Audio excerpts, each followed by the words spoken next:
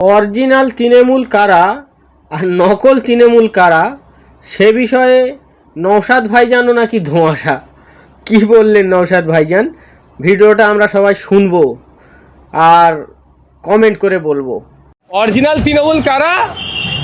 আপনি যে জায়গায় ধোঁয়াশার মধ্যে আছেন আমিও আছি, কারণ যে তৃণমূলের প্রতিষ্ঠাতা মমতা ব্যানার্জি তাকে এড়িয়ে বিরোধী দলনেতা নির্বাচন হচ্ছে সেই রাজ্য থেকে কেন্দ্র পর্যন্ত। এক নম্বর। দ্বিতীয় কথা হচ্ছে অ্যাকাউন্ট ফ্রিজ করার জন্য চিঠি দেওয়া হচ্ছে। আবার শুনছি নাকি তাকে মানে তার রাইট নাই এই চিঠি লেটার করার, তার আগে তাকে রিভার্ভ করেছে। তখন এই যখন ধোঁয়াশার মধ্যে আছে, আমার মনে হয় পশ্চিমবাংলার ক্ষেত্রে মাননীয় স্পিকার স্যার বলতে পারবেন আসল তৃণমূল, ভালো তৃণমূল, খারাপ তৃণমূলের যে সমস্যার সমাধান হয়তো শুভেন্দুবাবুই করতে পারবেন, আমাদের রাজ্যের মুখ্যমন্ত্রী মহাশয় শুভেন্দু স্যার হয়তো করতে পারবেন, ওই জন্য তার কাছে গিয়েছিল। কিন্তু প্রতি উত্তর কী পেয়েছে কুণাল বাবুদের কাছ থেকে আমার মনে হয় জানা দরকার। সেকেন্ড লার্জেস্ট অপোজিশন পার্টি হয়ে দাঁড়াবে আর কি হবে?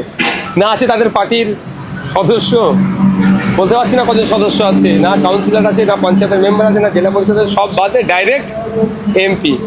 আবার তাদেরকে কষ্ট করতে হলো না, হায়ার করে পেয়ে গেল।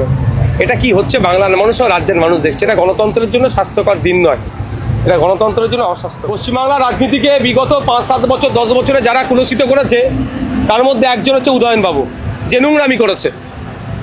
আর এই ডিম জুতোয় ছোড়ার পক্ষপাতী নয়, কিন্তু যা ছুটছে কম ছুটছে।